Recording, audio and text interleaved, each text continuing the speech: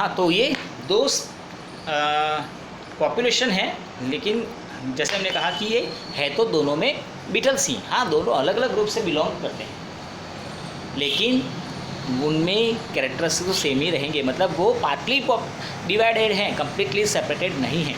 If however between two such sub population a large river comes into existence, समझो कि ऐसी दो सब पॉपुलेशन थी और बीच में एक बड़ी सी नदी बह रही है, the two population will be further isolated. अब ये दोनों कभी मिलने वाली नहीं हैं, ये दोनों स्पीसीज कभी मिलने वाली नहीं हैं, तो दोनों की जो जनरेशन बाय जनरेशन बाय आगे बढ़ती जाएगी, ठीक है। And the level of gene flow between them will decrease even further. सालों बाद क्या होगा, दोनों सब पॉपुलेशन के जीन्स में भी थोड़ा थोड़ा डिफरेंस तो आया ही होगा, और अगर इतना डिफरेंस आ गया कि दोनों एक दूसरे को रिप्रोड्यूस नहीं कर सकते हैं, तो समझो ये दोनों अलग अलग स्पीसीज हो गई। तो over generation genetic drift will accumulate different changes in each सब पॉपुलेशन। तो जनरेशन बाय जनरेशन अगर आप देखेंगे कि उनके अंदर जेनेटिक ड्रिफ्ट मतलब जेनेटिक चेंजेस अक्यूमुलेट होते जाएंगे, जमा होते जाएंगे। ऑल्सो नेचुरल सिलेक्शन में also operate differently in this different geographic location. और इसके साथ साथ नेचुरल सिलेक्शन वो भी काम करेगा। नेचर सिलेक्ट करना पड़ता है, नेचर ने अगर आपको सिलेक्ट किया है तो ही आप यहाँ पर ज़िंदा हैं, ये बात याद रखिए। कोई भी ऑर्गेनिज्म सब यहाँ पर जो सर्वाइव कर सकते हैं because nature has selected them. Nature जिसको सिलेक्टेड नहीं करेगा वो सब खत्म हो जाएंगे। But this does not happen for the other sub population where क्रो numbers are very high. As a result, the green variation will not be selected at the first sight, while it will be strongly selected at the second. तो याद करो, हमने Beatles के example के अंदर देखा था वो क्रो वाला एग्जाम्पल। तो अगर वो क्रॉस है वहाँ पर तो क्या होगा, तो वो ग्रीन कलर के बीटल्स को नहीं खा पाएंगे, रेड वाली ख़त्म हो जाती थी। तो यहाँ पर नेचुरल सिलेक्शन था, ग्रीन कलर का उनको बेनिफिट मिला था, जिसकी वजह से वो ज़्यादा डेवलप हुए। रेड कलर की जो हैं वो ख़त्म हो गई, तो ये भी एक इवोल्यूशन हुआ। बट यहाँ पर नेचर ने सिलेक्ट किया था, तब जाकर यहाँ पर इस तरह का कोई इवोल्यूशन देखने को मिला।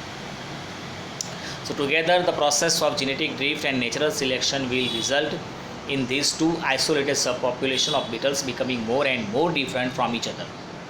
तो ये दोनों जो अलग अलग जगहों पर रहने वाली जो बीटल्स हैं, उन दोनों की जनरेशन बाय जनरेशन में जेनेटिक ड्रिफ्ट जो आता जाएगा, उसकी वजह से फिर ये दोनों एक दूसरे से इतनी डिफरेंट हो जाएगी, इतनी डिफरेंट हो जाएगी कि the members of this two groups will be incapable of reproducing with each other even if they happen to meet. अगर ये दोनों मिल भी गए तो भी वो रिप्रोडक्शन नहीं कर पाएंगे, तब समझो कि स्पेसिस नई बन चुकी है।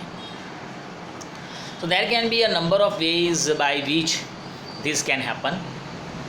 If the DNA changes are severe enough, such change in the numbers of chromosomes, eventually the germ cells of the two groups cannot fuse with each other. तो numbers of reasons हैं, numbers of ways हैं नई species के बनने के। जैसे कि एक ये है कि नंबर्स ऑफ क्रोमोसोम्स चेंज हो जाते हैं। अब नंबर्स ऑफ क्रोमोसोम जैसे ह्यूमन के अंदर देखो तो there are 23 pairs of the chromosomes. There are 23 pairs of the chromosome present into the human. और अगर इस नंबर में चेंजेस आते हैं जर्म सेल के इस नंबर में अगर चेंज आ गया तो वो दूसरे टाइप के मतलब दूसरे स्पर्म या ओवम के साथ दूसरे जर्म सेल के साथ फ्यूज़न नहीं कर पाएंगे, जिससे रिप्रोडक्शन नहीं होगा और समझो वो नई स्पीसीज कहीं ले जाएगी।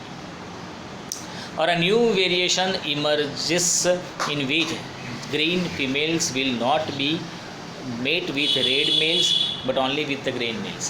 ये भी हो सकता है कि दो अलग अलग तरह की बीटल्स बन रही है, ग्रीन है रेड हैं, लेकिन रेड वाली रेड से और ग्रीन वाली ग्रीन बीटल के साथ ही रिप्रोडक्शन करती है। तो इससे क्या होगा कि उनका जो ये जो कैरेक्टरिस्टिक्स हैं वो और ज़्यादा स्ट्रांग होता जाएगा। Now if such a green female beetle meets a red male from the other group, हर behaviour will ensure that there is no reproduction between them. तो अगर ऐसा होता रहा तो फिर रेड वाली कभी भी ग्रीन के साथ, ग्रीन वाली कभी भी रेड के साथ रिप्रोडक्शन नहीं करेगी और वो दोनों अलग अलग स्पीसीज कंसिडर की जा सकती हैं। तो इस तरह से नई स्पीसीज जो हैं वो एग्जिस्टेंस में आती हैं।